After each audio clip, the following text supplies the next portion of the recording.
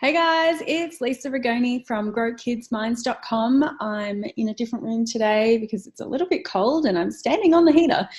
So hopefully the light behind me is not too much of a distraction. I just wanted to run through today some tips. We've put some tips on the blog about how to help create more confidence in your child. So I'll just quickly run through those. We get a lot of questions around kids wanting to be more confident, or parents wanting their kids to be more confident, or teachers wanting their kids to be more confident. And it's not just about how they communicate with people, talking to people. It's also, it could be an academic thing. Maybe they're scared of tests, or maybe they're worried about doing sport in front of other kids, or getting changed. Tweens start worrying about getting changed in front of other kids when they have to do PE. It could be just in general to help them feel happier, because if we help them to be more confident, then it's going to increase their happiness because they're less worried about what other people think, and just go out and get stuff done. So here we go. 6 steps to raising a confident child. The first one is modeling confidence. So of course, if we're timid and worried and afraid of doing certain things, then we're probably going to have children that do the same thing. So if we can take that step of making sure that we not just do things that are out of our comfort zone or that help us to feel confident, but also talk to the children about how, I felt a bit nervous.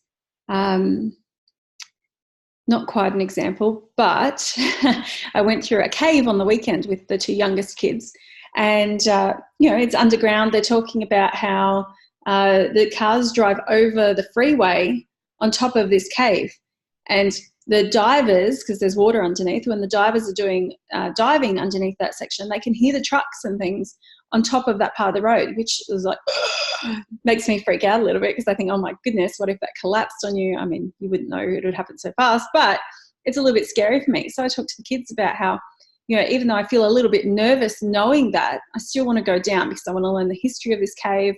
I want them to experience what it's like to go into a cave and see all the different things, learn the history, learn why this was a dry cave compared to other wet caves that we've seen before, all those sorts of things. So we talk about how sometimes we're a bit nervous about things or anxious, but we can still go ahead and do them.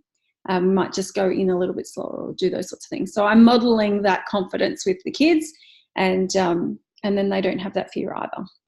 Or if they do have a fear, they'll go beyond that and do whatever it is anyway, which increases their confidence. The second thing, which we've talked about a few times, is looking at mistakes as learning opportunities. So rather than letting them feel bad that they've done something wrong, we're looking at it and saying, okay, well, what have we learnt from this? So rather than you did that wrong or this wrong, what have you learnt from this? And that will increase confidence, because they'll start to see it's not about making mistakes, but it's actually about learning and growing and improving.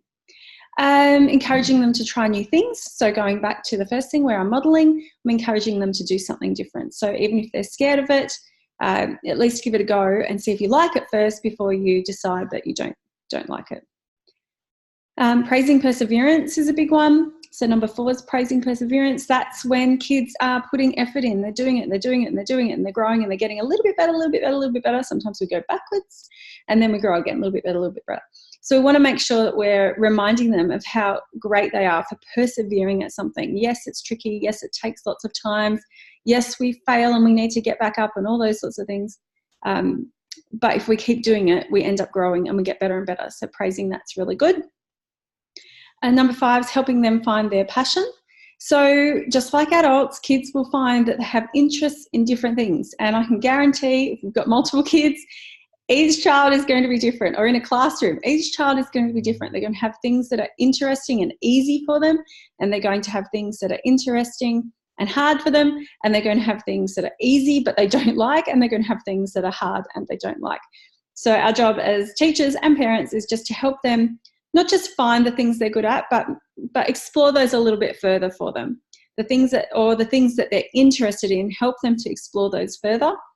And sometimes the things that they think they're not going to like are the things they end up loving. So if we can help them discover those passions and move a little bit deeper. I'm just thinking of a friend right now.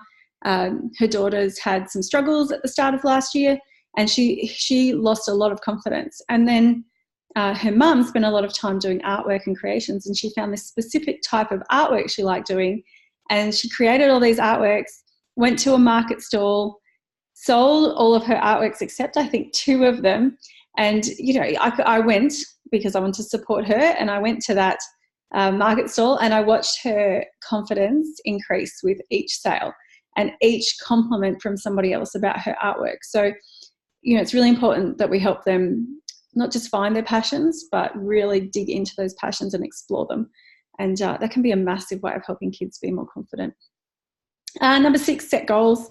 If you follow me at all, I love goals. Goals are great because they give us a set action that we want to achieve, and it gives us the ability to break them down. So if my goal is to sell artwork at an exhibition, which that wasn't where she started, she was just doing it for fun, but let's just say it was the goal to sell something, you know, then you've got to go work backwards. Like, what am I going to sell?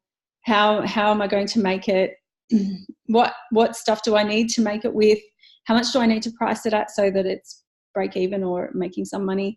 You know, and so you set this main goal, and then you set mini goals underneath, what I call milestones, and then you take actions to get to each milestone. Hit a milestone, you're partway to the goal. Little actions to the next milestone, little actions to the next milestone, eventually get to the goal. So setting a goal, helping the kids break it down into milestones, and then again into little action steps. They can see then that they're growing, and their confidence grows as they go up that ladder of action steps towards each milestone. It's also really good once they get into sort of teen life and adult life to be able to do that, because it becomes less focused on us as parents or educators guiding them to what they need to be doing, and they have to start taking responsibility for themselves.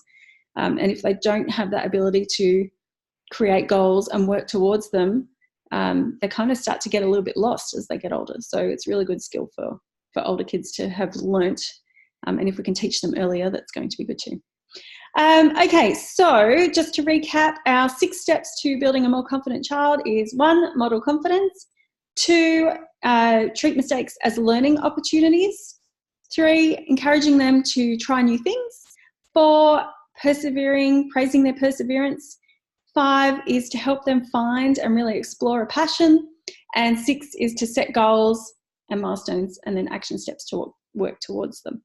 Okay, so that's it for today. That's Lisa. I'm GoKidsMinds.com. If you've got any questions, you can find us on any social media under Grow Kids Minds, and or you can contact me via the contact form on the blog. All right, have a great week, guys. I'll see you soon.